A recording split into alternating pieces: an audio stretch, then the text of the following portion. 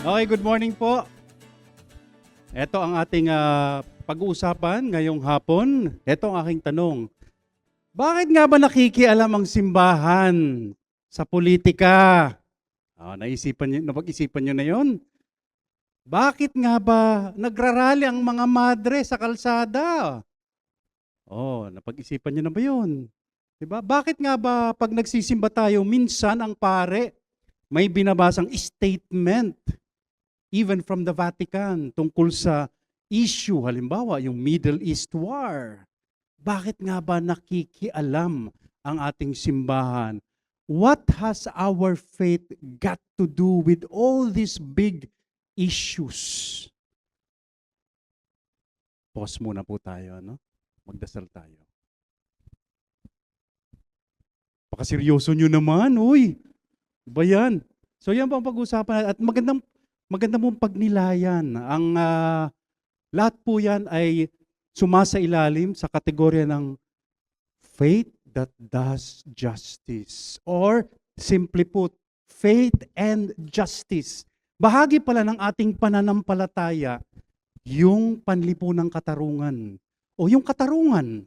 Diba? Marami po kasi sa atin, diba, pagkatapos magsimba, linggo o ano man po yung araw ng inyong pagsamba, okay na yun. Or halimbawa, pamilya lang natin ang kailangan nating asikasuhin. Paano po yung mga nangyayari sa labas ng ating pamilya? Meron ba tayong paki sa kanila? Halimbawa, ako po, lagi ko pong iniiyakan sa gabi, sa mga balita. 100,000 na po ang napapatay na mga Palestinians ngayon sa giyera with Israel. 100,000. Subukan niyo pong imagine, nagpapa-concert po kami sa Araneta Coliseum. Pag Ateneo Lasal, ang game hanggang 24,000 po ang kapasidad ng Araneta Coliseum. Ibig pong sabihin, kung 100,000, 4 na Araneta Coliseum ang mga bangkay. Try to imagine that. No? At sila po ay nakikipagdigmaan sa isa't isa, naggigera, pumapatay dahil lamang sa mga desisyon ng kanilang mga political leaders. How about the innocent lives, especially the children? 1/3 daw po ng 100,000 na yan na napapatay na sa Palestina ay mga bata. Mga bata. Imagine if you were not born a Filipino. Instead, you were born in Gaza. Nananawagan po sila, makialam naman po kayo. Hey, to the world out there, wala na po kaming magawa. Makialam naman po kayo. Ang sagot natin, meron ba tayong pakialam sa kanila? Dito po sa ating bansa, ang dami pong mga societal issues and problems. Mamaya po, pwede nating isa-isahin. Di ba? May pakialam ba ang ating pananampalataya? Pag nagdadasal ka ba sa Diyos, sinasama mo ba ang lipunan? O hanggang, Lord, thank you po sa lahat ng biyaya niyo sa amin, sa aking pamilya, sa aking mga kaibigan. Lord, pahingi pa po ng mga pabor. But do you remember praying, for example, for the country, for the poor, for the tribal communities? Ngayon po, may mga tinutulungan po kami sa Palawan. Tribal communities being eased out from their ancestral lands. Diba? May pakialam ba tayo sa kanila? Ipinagdadasal ba natin sila? Yan po ang pag-uusapan natin. We only have 1 hour. So, bilisan po natin ito. So, paanong nagsimula ang pakikialam ng simbahan? So, in particular, ang pakikialam po ng simbahang Katolika. Okay, so, balik po tayo. 3 moments in the history of the world. Okay? Sino dito mahilig sa history? Pag nahalata nyo pong nag-iimbento ko, please just raise your hands and correct me. But 3 moments in the history of the world and the Catholic Church. The first one is 1891. Okay? So 1891. What was happening in 1891 in Europe and in the Americas? No? Ano pong nangyayari noon? 1891. Sino dito ang buhay na noong 1891? Okay, wala. So ang nangyayari po noon, next slide please, Industrial Revolution. No? We talk now about AI, artificial intelligence. That's the fourth revolution na po in the history of the world. The first one is the agricultural revolution. The second one is industrial revolution. In the 18th century, na-imbento po ang mga factories. So, marami pong mga tao sa lahat ng lupalop ng mundo nagsasaka. The primary source of income was agriculture. Marami pong mga magsasaka o shepherds, no? Pero po noong 18th century maraming naimbento. Kaya po nagkaroon ng industrial revolution. Steam engine, for example, train na imbento. Ano po yung what powers, for example, our houses and factories, electricity na imbento. So nagkaroon po ng industrial revolution. So ito po ang nangyari, ano? Yung mga tao po, especially in Europe, they left the rural, the countryside, and went to the urban areas, to the cities. Ito na po, no? Kaya napilitang magsalita unang-una, for the first time, ang simbahan. Dahil nga po sa nangyari noong mga panahon na yon. Meron po tayong ni-research ko, Industrial Revolution, ang daming mga factories, ang daming mga kumpanya, no? Pero heto po, ang working conditions ng mga tao noon was the worst. Okay? Number one, okay? Sa research po natin, number one, ilang oras po kayo nagtatrabaho sa Joy Nostalgia? 8 hours. Dahil yan po ay batas. Noong pong Industrial Revolution, wala pang labor laws. Kaya pasalamat po tayo sa mga ninuno natin, no? Dahil noon pong Industrial Revolution, people were working up to 16 hours. No? 16 hours. Kaya nyo yon? At yung iba, 20 hours. So yun po yung sitwasyon noon. 16 hours in factories that had no windows. Kaya sobra pong init. Noong mga panahon na yun, 16 hours. Tapos, ang sweldo nila, kakarampot. No? Mas malaki, 10 shillings. Hindi ko po alam kung anong equivalent ng yan. 10 shillings for men. Okay, yan daw po sa UK noong 1891. 10 shillings for men, of course, di ba? 5 shillings for women, di ba? And because they're from the rural areas, nagre-rent sila sa cities, sa slum areas, kaya nagkaroon po ng maraming slum areas to house the workers. No? Yung renta po nila kulang na kulang sa kanilang sweldo. Kaya ang ginawa po ng mga pamilya, pati mga bata pinatrabaho. So during that time, child labor was rampant. They were being paid 1 shilling per week. Yan po ang sitwasyon noon. Ngayon po, bawal ang child labor. Amen? Okay? Si Terence Ang po ay mukha lang bata, pero matanda na po yan. Pero bawal po ang child labor ngayon. Pero noong unang panahon, kawawa ang mga bata. Plus, so yan po yan po ang sitwasyon. Plus, yung working environment, walang mga safeguard protocols. Matira ang matibay noon. Kaya po maraming aksidente at maraming namamatay noon. Walang safeguarding protocols, walang insurance for medical accidents, wala po. Walang-wala. Because there was so much supply. Ang daming tao from the rural areas. Diba? So, may mamatay dyan, may pangpapalit ka. There was no such thing as labor worker right. Ito po ang gumulantang sa buong mundo. So this was happening first in the UK. Sila po ang nagsimula ng Industrial Revolution. And of course, sa US din po, na dating colony ng UK. So, ganun po kalala ang sitwasyon noon. So ito pong simbahan natin, buhay na nung panahon na yon, 1891, the church has been living in existence for 2,000 years already. So, na-challenge po si Pope Leo XIII.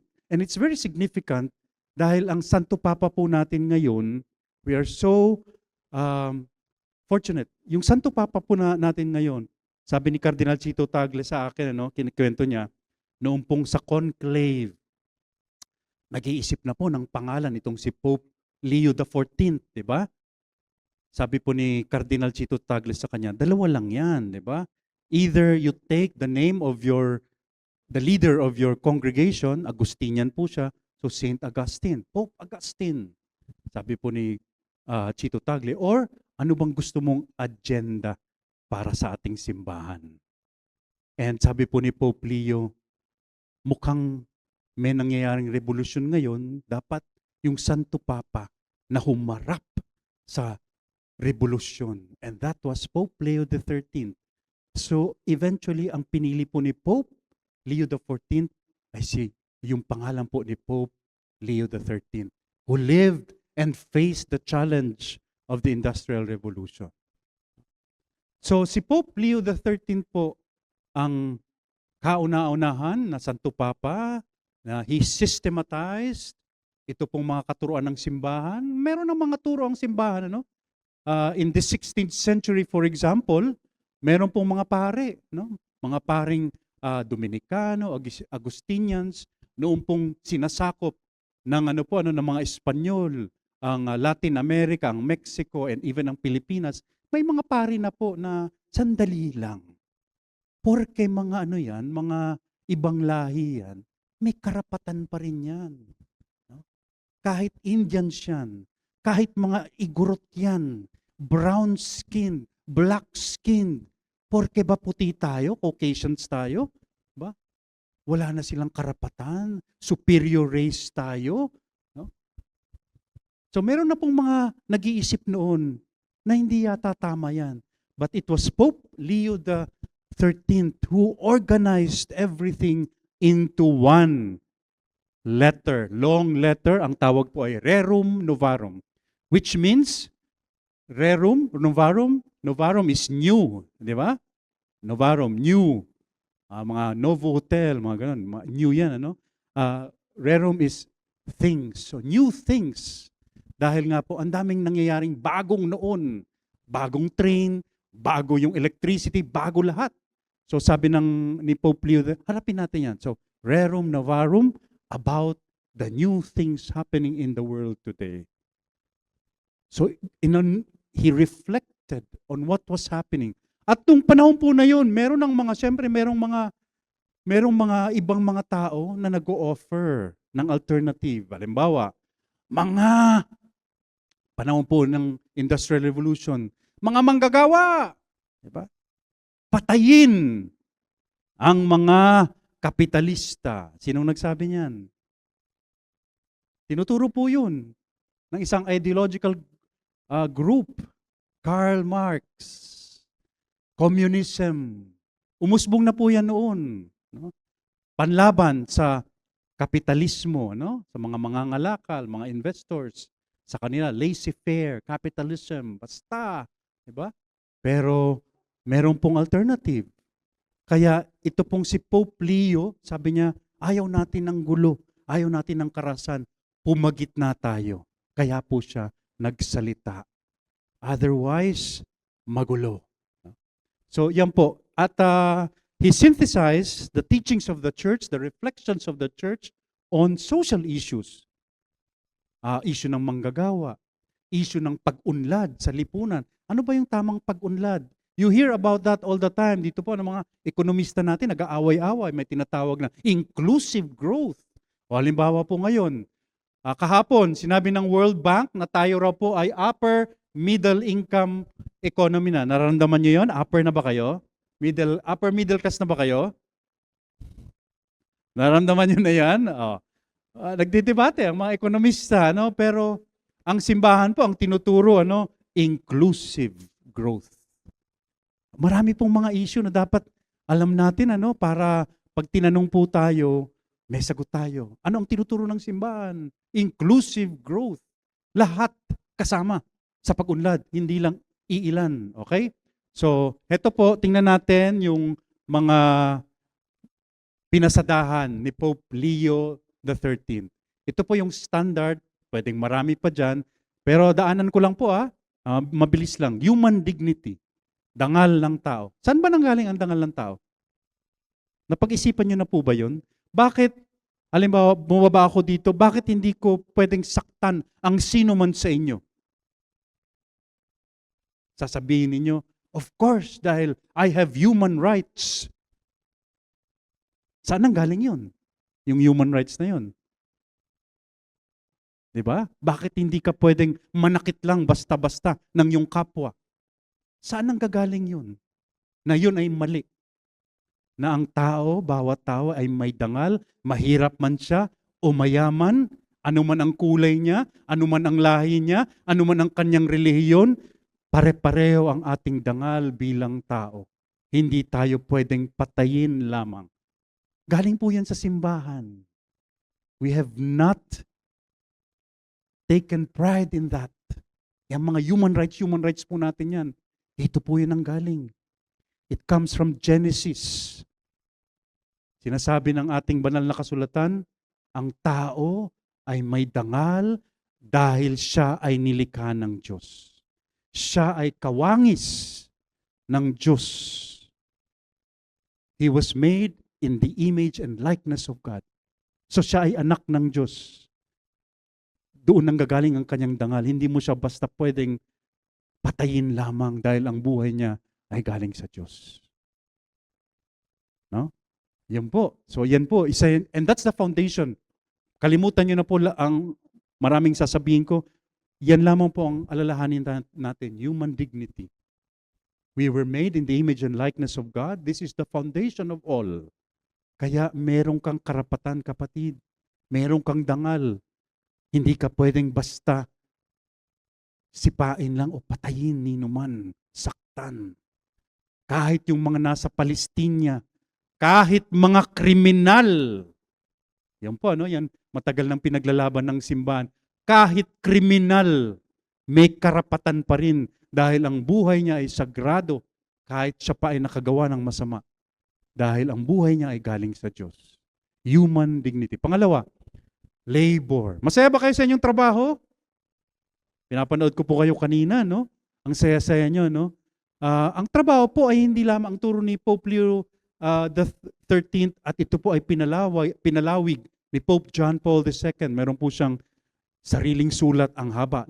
Laborem exercens. Through work. Ano pong ibig niyan sabihin? Hindi lamang we were able to provide for ourselves financially, materially, when we work, and our family, our needs, hindi lamang po yun, no? When we work, we are able to achieve our human potential. Diba? Naramdaman niyo ba yun?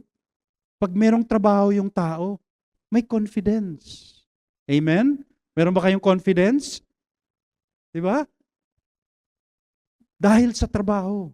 So yung trabaho hindi lamang po financial ang nakukuha natin dyan, kundi meron ding spiritual, human, psychological gains.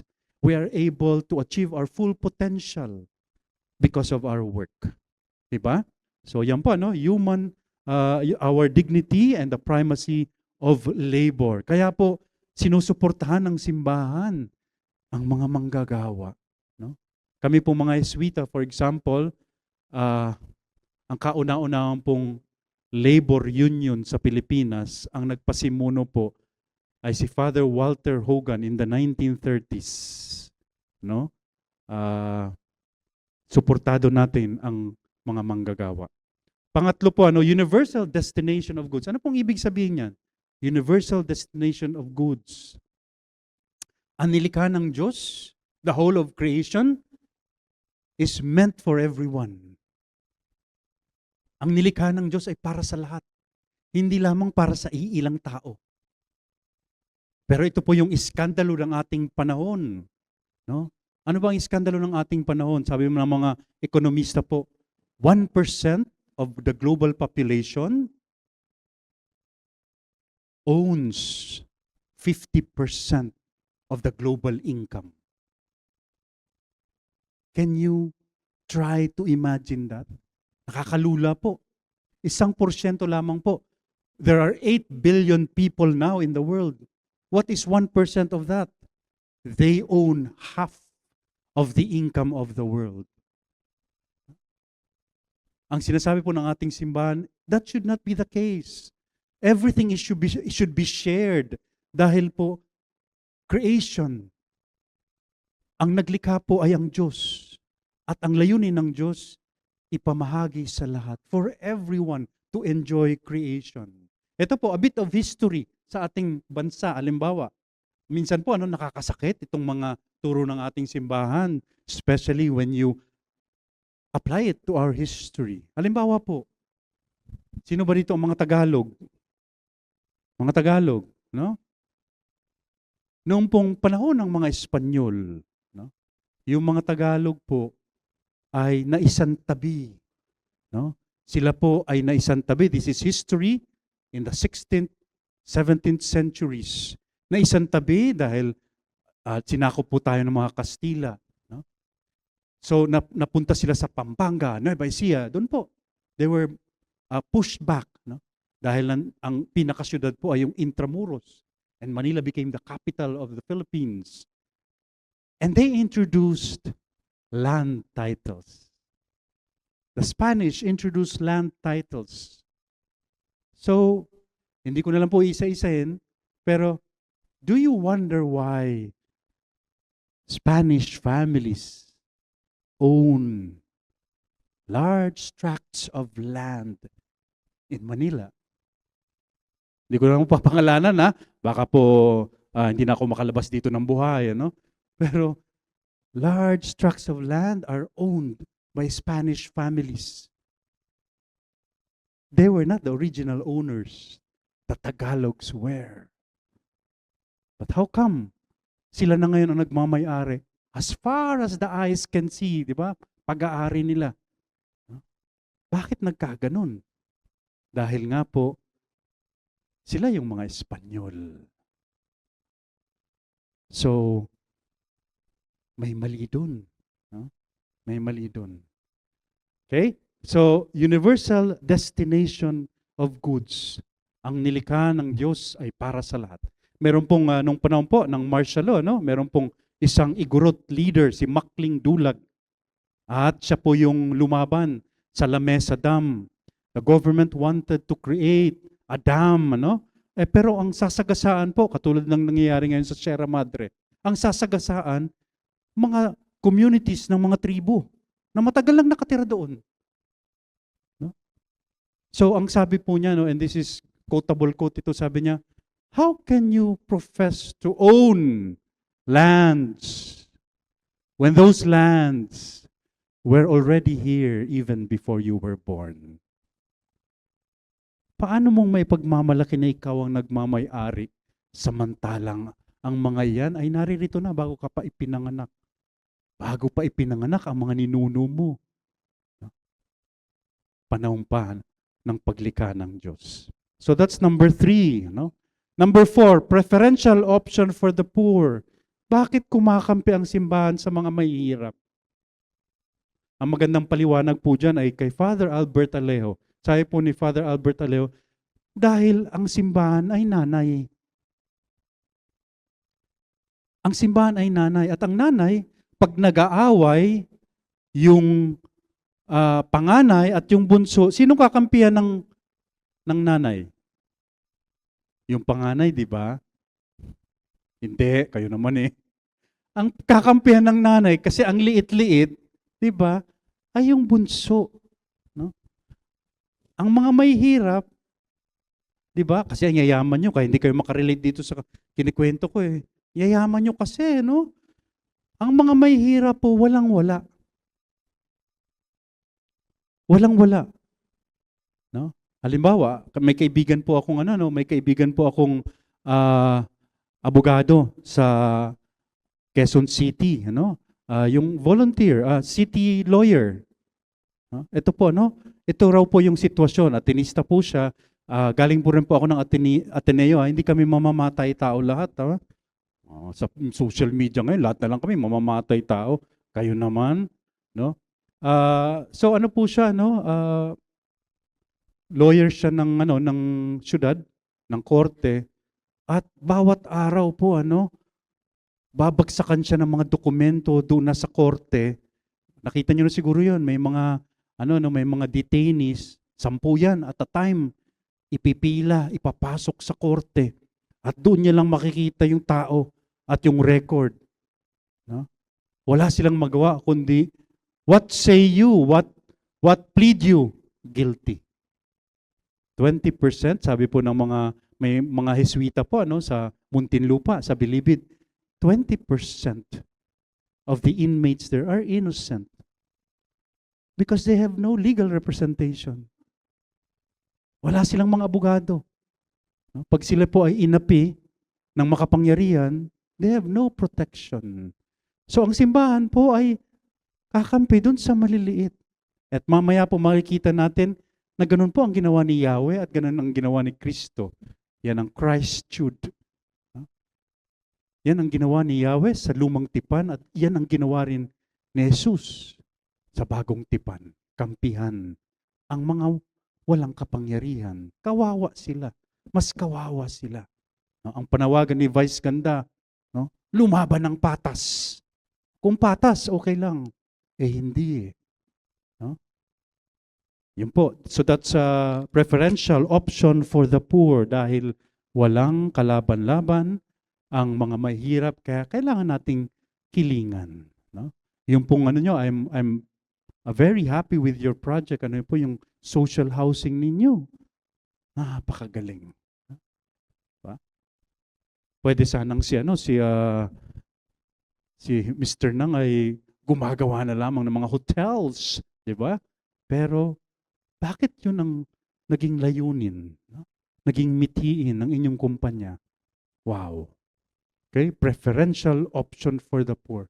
Pagkiling sa mga mas nangangailangan. Number 5, solidarity. Sa Tagalog, pakikiisa. Bakit? Because we were called to become one church. One church. Iisang simbahan, no? Iisang pamayanan ng Diyos. No? So dapat nagdadamayan tayo. Yan pong ibig sabihin ng pakikisa. Nagdadamayan. Yung mayaman, tumulong sa mahihirap. Yung mga mahihirap, tumulong. Dumamay sa isa't isa. Pakikisa. At yun po, ang halimbawa niyon mismo ay si Jesus. Siya ay Diyos, sabi ni San Pablo. He is God. And yet, Philippians 2, subalit iniwan niya ang kanyang pagka-Diyos upang makiisa sa sangkatauhan. That is solidarity. Hindi niya kailangan, Diyos siya. Sarap ng buhay niya sa langit. Bakit siya naging tao at naging mahirap? Pakikiisa. If our Lord, okay, did that, we can only follow. Makiisa. Yan po, yan ang tinuturo ng ating simbahan. Solidarity, pakikisa. Pang-anim, integral human development. Okay, ito po, napaka-interesante nito. Sinabi ko na kanina, di ba? Kayong mga nasa simbahan, mga pakialamero kayo. Diba? Meron ba talaga kayong alam kung paanong patakbuhin ang bansa, ang ekonomiya, ang politika? Meron po. Dahil ang tanda-tanda na ng yan po yung advantage ng matanda ka na, no? Yung simbahan natin is 2,000 years old. At ang simbahan po ay hindi lang mga pare, ang simbahan ay kayo. Ang simbahan ay yung mga eksperto natin, yung mga may PhD, mga ekonomista.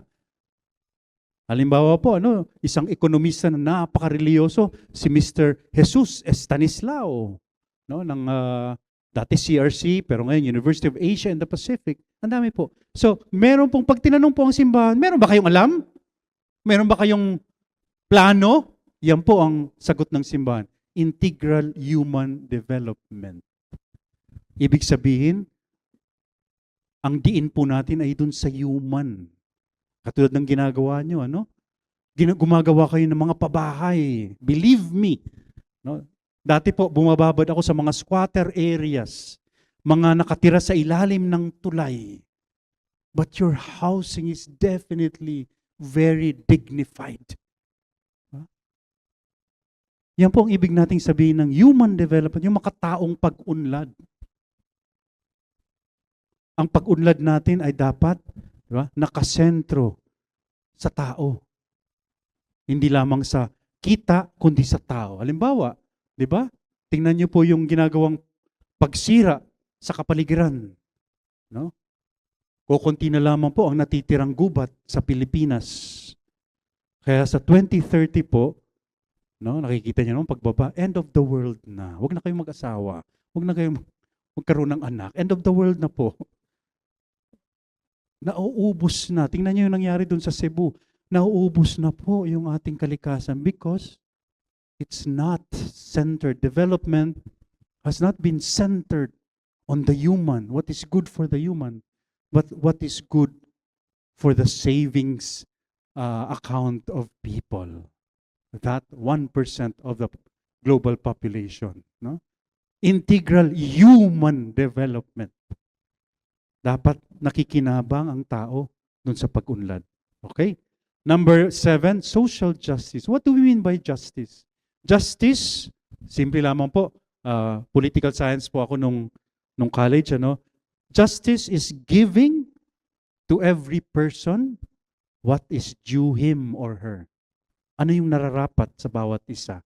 Ibigay mo. Yun po ang ibig sabihin ng justice.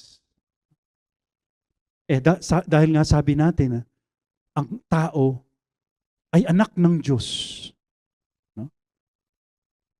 Ano yung nararapat sa kanya? Marangal na pamumuhay. Dati sabi ni Cardinal Chito Tagle noon, hindi anak ng Diyos yung mga hindi karapat-dapat sa dangal ng isang anak ng Diyos. Yung mga nakatira lamang sa ilalim ng tulay, isang kahig, isang tuka. Yan ba ay anak ng Diyos? Pag anak ng Diyos, di ba, may kalayaan. No? Merong economic freedom and political freedom. Anak ng Diyos. Masaya. Maginawa ang buhay. That's social justice. Ano ang nararapat? Okay? Marami pong mga balangkas ng lipunan, structures in society, no, na pumipigil po para maibigay kung anong nararapat sa atin. Yung tinatawag nating social injustice. No? Kaya marami pa po tayong kailangan baguhin. Halimbawa po, nung nasa college ako, pupunta kami sa mga magsasaka. Dito po sa Quezon, bumababad kami, mga aktivista kami noon eh. Na-interview ko po noon yung mga tatay-tatay namin magsasaka doon. Sabi ko, magkano po ang kita nyo sa isang buwan? 700 pesos po. Brother, 700 pesos?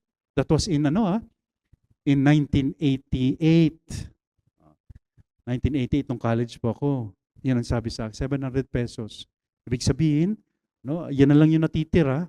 Minenos na sa kanyang kita yung inutang niya, fertilizer, etc. 700 pesos at that time. Fast forward to 2025, may nakausap po akong magsasaka. May programa po ako sa Radio Veritas, so may mga nai-interview kami ng mga leaders, labor, fisherfolk, etc. Magkano po ang kita ninyo? Alam niyo naman po yung problema natin sa bigas. Halos mahulog po ako sa kinauupuan ko nung sinabi po nung isang magsasaka from Nueva Ecija, Father, mga 700 pesos. Mula 1988 or 89 hanggang ngayon, 2025, in a span of more than 30 years, ganun pa rin ang kita ng isang magsasaka.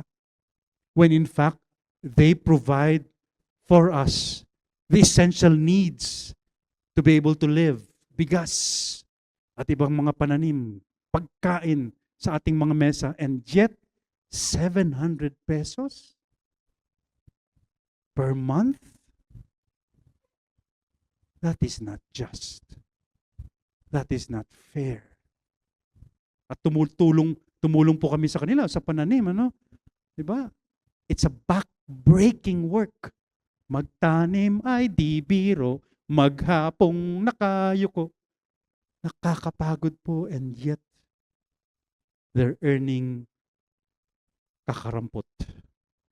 That's what we mean by social justice. Maraming balangkas ng lipunan. na pumipigil para matanggap natin yung karapat-dapat sa atin. Kailangan nating baguhin yung mga yon. Halimbawa, this is not of course a secret. Halimbawa, yung mga nagrarally nito mga nakarang araw, no? Yung nagpauso po ng casual labor, na-interview po natin si Secretary Sylvester Bello, no? Ito po yung sanang napatupad niya, no? Yung ENDO, no? End of contract, tapos yung casual labor, wala kang security of tenure, di ba? Isa rin yan sa dapat nating baguhin. Okay? Yan ang ibig nating sabihin ng social justice and of course, peace. Ngayon po, sikat na sikat ang ating Santo Papa dahil po yung nangyayaring gyera sa Middle East. Sabi nga natin, daan-daang libo nang napapatay dahil lamang sa ambisyon ng dalawang presidente, the US President and Netanyahu. Nakakapangilabot po, ano? Dalawang tao lamang ang nagdidesisyon sa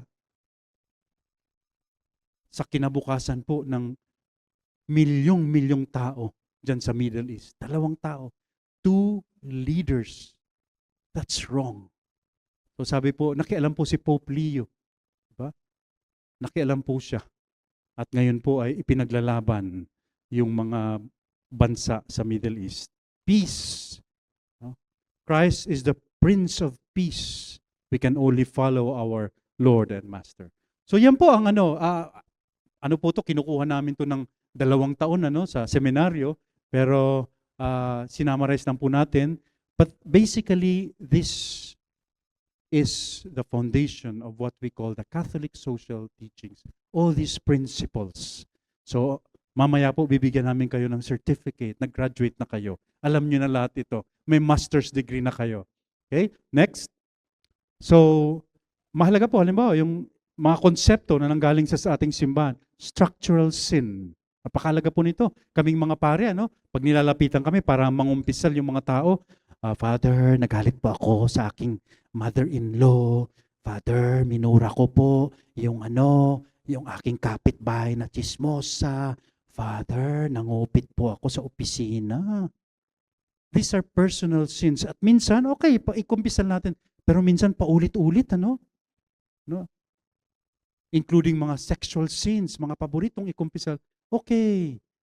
Pero, there's a greater kind of sin that we must focus on. Social sin or structural sin. Mga kasalanan natin bilang lipunan na nakakaapekto sa mas maraming tao kaysa sa isang individual lang na katulad natin. Of course, may pinagmumulan po yan. Our personal holiness, kung hindi tayo nagpapakabanal, diba? Maapektuhan ang lipunan ng ating mga kasalanan. Corruption, for example. No?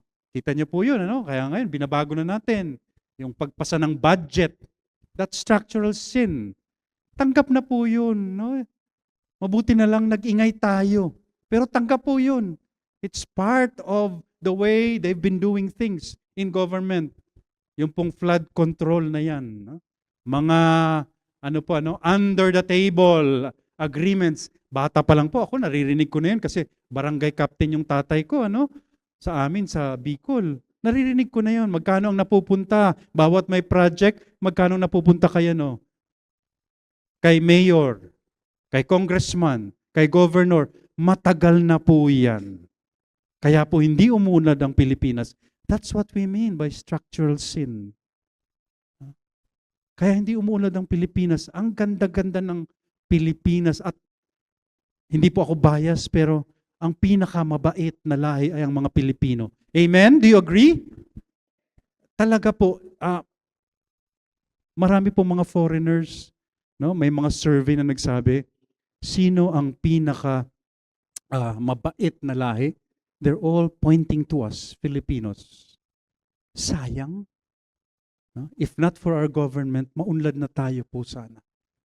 But that's what we mean. Kailangan nating baguhin. Kaya wag po kayong manghinawa, magsawa. Let's make noise. Mga kurakot, Eko lang na yan. Ano ba yun? Once more. Mga kurakot. Thank you, sir. Tama, di ba? Yan po ang ibig nating sabihin. Ano? You can, individually, in our own way, we can help people. Di ba? We can help. We can be charitable. No? Pero kukunti po ang naaabot natin. No? Kami pong mga pare, ayan, mag-aabuloy. Pero kung merong PhilHealth na matino, yung mga nagkakasakit sa atin, hindi kailangang magpalimos sa mga politiko. No? Magkano po yung tinanggal nila sa PhilHealth? 60 billion. Diba? Ni Mr. Ralph Recto, nilipat, pinabalik. Dahil nag-ingay ang mga tao. Pinabalik ng Supreme Court. Kailangan po maging ano tayo, no? Kasi we can only do so much as individuals. But the society can provide more than we can. Kaya ang labanan po, talagang nasa gobyerno. Kailangan nating pasukin at usisayan ang ginagawa nila. Tax nyo po yan, no? After all. Okay, so another concept, nabanggit na po natin, preferential option for the poor. Pinauso ni Mother Teresa. No? Sabi ni Mother Teresa, in every poor, there is Christ. At yan po ay base sa Matthew chapter 25, yung tinatawag po nating corporal works of mercy. When I was hungry, did you feed me? When I was thirsty, did you give me water to drink? Yan po sinabi mismo ni Jesus. At sabi ni Jesus, whenever you do things for the little ones, you do it to me. Preferential option for the when you do things to the little ones, sa mga maliliit, sa mga walang kalaban-laban, ginagawa nyo sa amin. Sa akin. No? So, sabi po ng mga theologians, hindi lamang po sinabi ni Jesus na tumulong kayo sa mahihirap. Ang sinabi ni Jesus, ako yung mahihirap.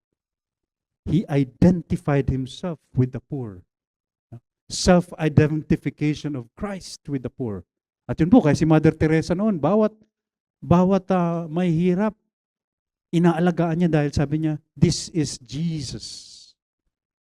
Everyone is Jesus. Okay, so mahalaga po yung mga konseptong yan. Next, integral human development. Nabanggit ko na po ito, man is the way. He is subject, not just the object of progress. Hindi lang po siya beneficiary. Now, you can empower them so that they are the subjects of their own development. So ito po yung pinaka-konsepto natin ng integral human development. Man is the center of development. Next. Okay, so sabi ko po 3. Bilisan natin ha. 3 moments. Pangalawa po, Second Vatican Council. Buhay na tayo nito, di ba? 1965. Wala pa rin? Okay, buhay na po siguro yung mga magulang natin. Ano pong nangyari? Nagtipon-tipon po sa Roma ang mga obispo from all over the world, pati po mga Protestants nakitipon din doon at pinag-usapan yung nangyayari sa mundo. At napag-usapan ang mga social issues. Ano pong nangyari noong 1965? Ang konteksto, World War II just happened. And after World War II, di ba, nagkaroon ng Cold War, Russia versus America. No? So, takot na ako po, naabutan ko pa tong Cold War na to. No? Any moment daw, pwedeng pumindot ang Russia ng red button and pwedeng pumainlan lang ang mga nuclear weapons at magunaw ang mundo. I was so scared when I was growing up dahil nga po doon, giyera. Ang hilig natin sa giyera. Bakit nga ba? No?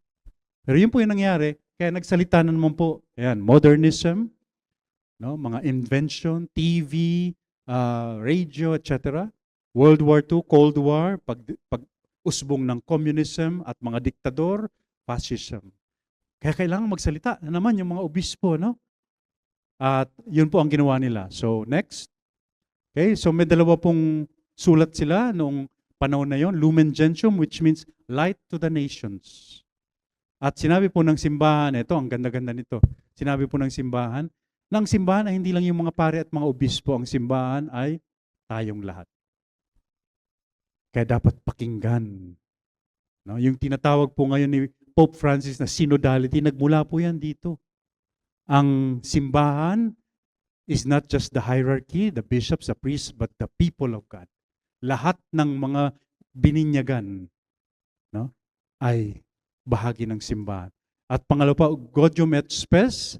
Gaudium means joy and Spes means hope.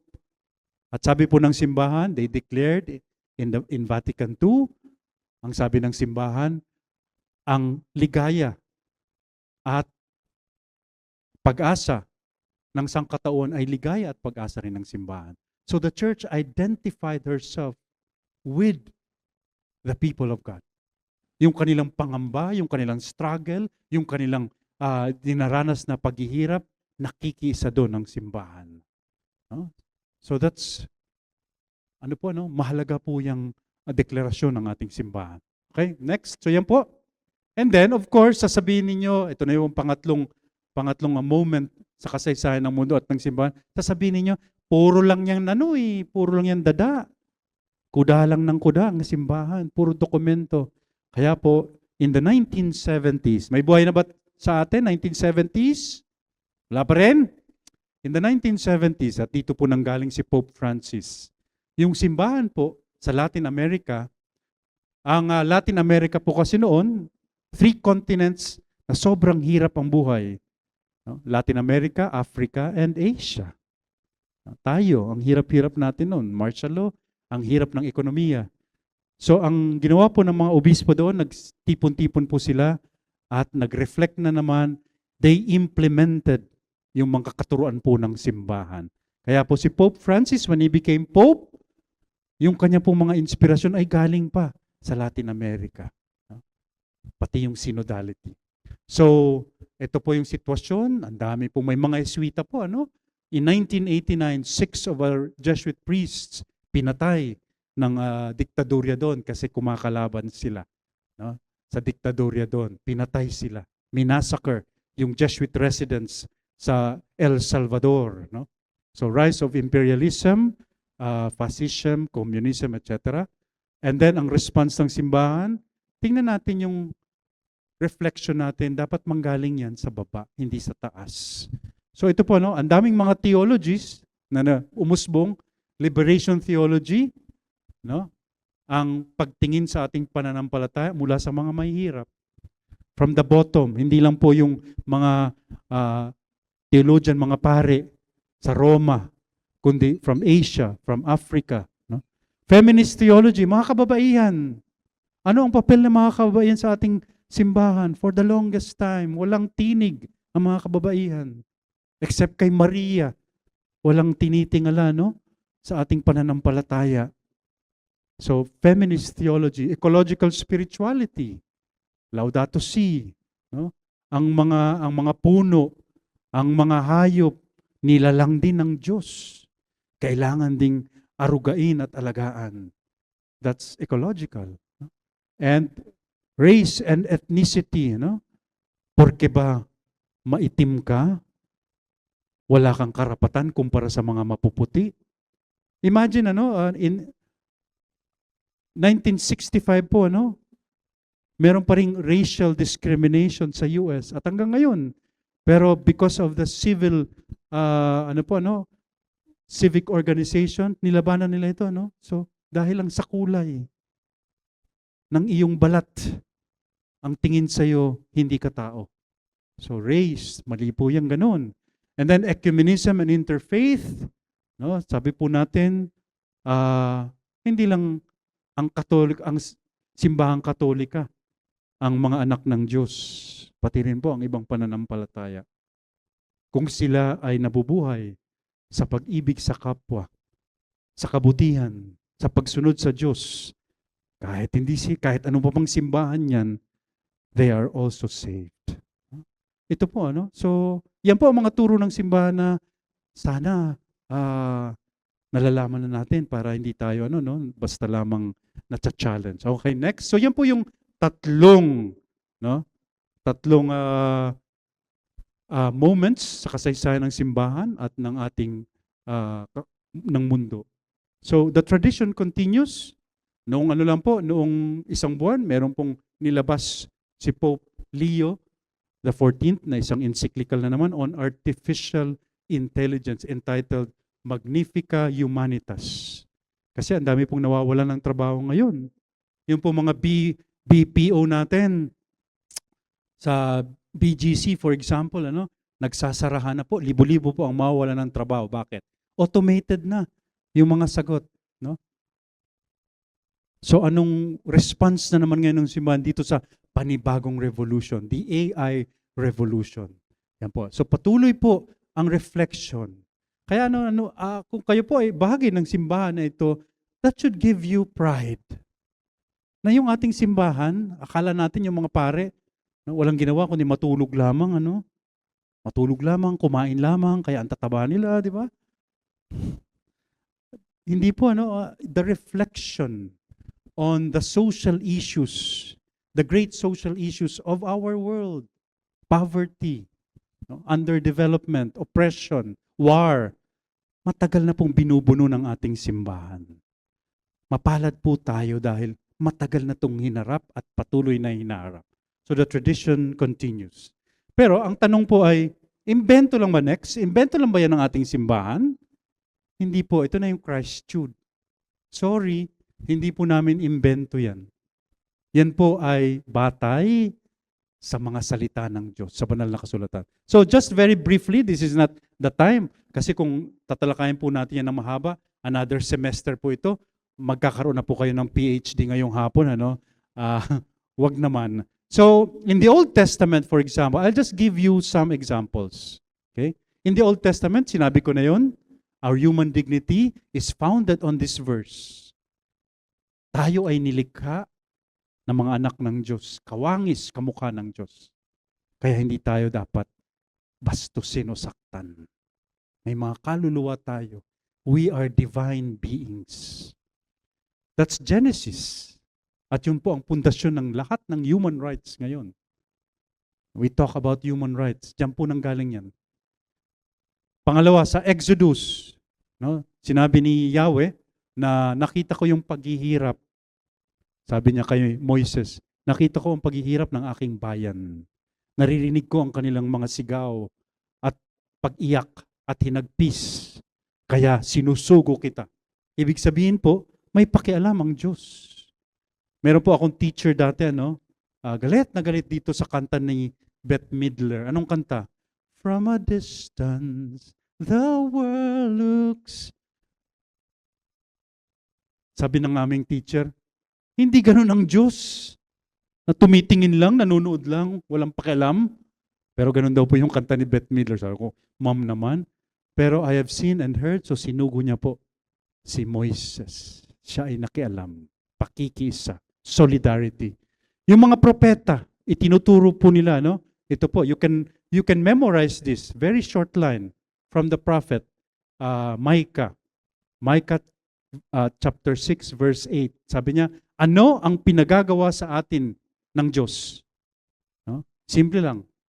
Sabi po ni Micah, isa lang ang pinagagawa sa atin ng Diyos. Love, mercy. Mabuhay ka sa pag-ibig. Lalong-lalo, maawa ka sa kapwa mo. Love, mercy, act justly, be fair in all your dealings. And finally, walk humbly. Humility. Maging mababa ang iyong loob. So yan po ang pinagagawa ni Yahweh. Simple lang, sabi ni Micah. Love mercy. Act justly. And walk humbly.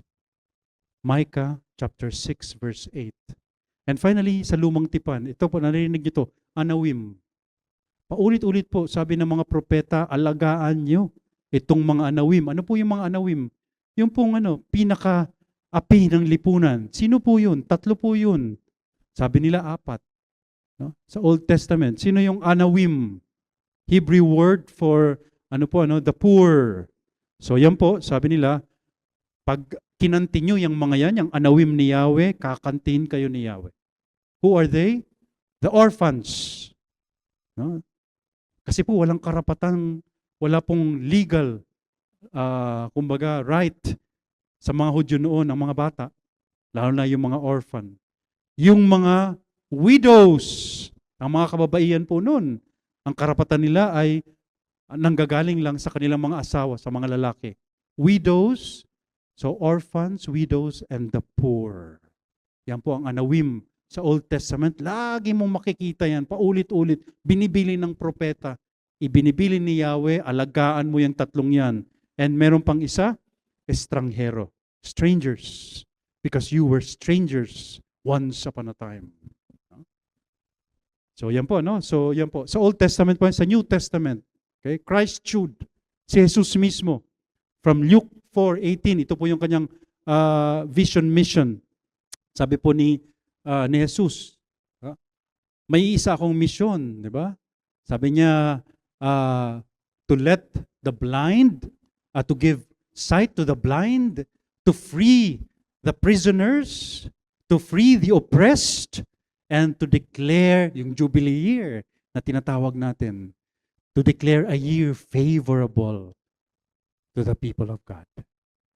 So again po, sinasabi po yan ni Jesus, ang mission niya ay ang pangalagaan ang mga bulag, ang mga bilanggo, ang mga mahihirap. That came from Christ. Christhood. And if you're a follower of Christ, you will share with Him in this mission. Pangalawa, Luke 6, verse 20 and following. Alam po natin yun, the Beatitudes. Ito po yung kumbaga Magna Carta, ethical code natin. Ano? Ang bawat Kristiyano, ang bawat sumusunod kay Jesus.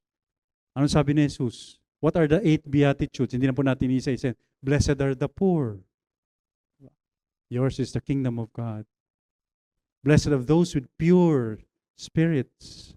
Blessed are those who hunger for justice. Blessed are those who mourn. Blessed are those who fight for peace, the peacemakers. Okay? So, ang mga mabababang loob, ang mga mahihirap, mapapalad kayo, nasa sa inyo ang Diyos at ang kaharian ng Diyos. So again, si Jesus mismo naging mahirap. And then Matthew 25:31, nabanggit ko na po ito, the works of mercy. When I was hungry, did you give me food to eat? Nung ako'y walang mainom, binigyan mo ba ako ng maiinom? Etc. etc. So nandito po yung pagkiling mismo ni Jesus sa mga walang-wala sa buhay. Christhood. And finally, Acts 2, verse 45. Ito po yung model imagery natin ng simbahan. Noong una pong simbahan, sabi po ni San Lucas, siya po ang nagsulat ng Acts. Sabi niya, yung mga tao, sabay-sabay na nagsasamba, at yung mga mayayaman, ibinabahagi kung ano meron sila sa pamayanan. At sabay-sabay silang nagdadasal at nagpupuri kay Yahweh. So we have a model of the church, sharing. It's founded on sharing, solidarity. Okay? So yan po, yan ang Christhood. Hindi po ito imbento ng simbahan. Lahat ng mga katuruan ng simbahan tungkol sa mga issue ng lipunan, galing po yan sa banal na kasulatan, and especially on the values of Christ. Okay, so, okay. Next. So final reflection po, I'll give you a final reflection. Number 1, patuloy po ang maraming mga issue ng lipunan, evil and corruption continue in our world today. Sabi ko nga po, yung flood control, that's evil, that's corruption. Anong gagawin natin sa mga yan? Meron pong turo ang ating simbahan. We can use the teaching of the church to reflect and to find our direction in all of this. Imbes po na, ma-depress tayo, ganyan. Meron pong plano ang simbahan natin. All we need to do is reflect on this. Matagal nang pinag-iisipan niya ng simbahan. Matagal nang ipinaglalaban ng simbahan. All we need to do is learn and reflect. So, meron po akong mga katanungan para sa inyo. Number 1, for your reflection, how do you feel about Ito po mga katuruan ng simbahan. How does the doctrine of the church on social issues make you feel? At sabi ko nga po kanina, meron na palang turo. Hindi natin kailangan, marami po kasing naguguluhan, na, di ba, feeling lost in the corruption that we are in and the evil in the world that we are in. Pero meron palang turo ang simbahan. Does that give you confidence in your life as a believer, as a follower of Christ? Number 2, do they give you a greater appreciation of your faith and your love for God? May pakialam pala ang Diyos sa mga mahihirap. Siya mismo naging mahirap. How does it make you feel about your faith? No?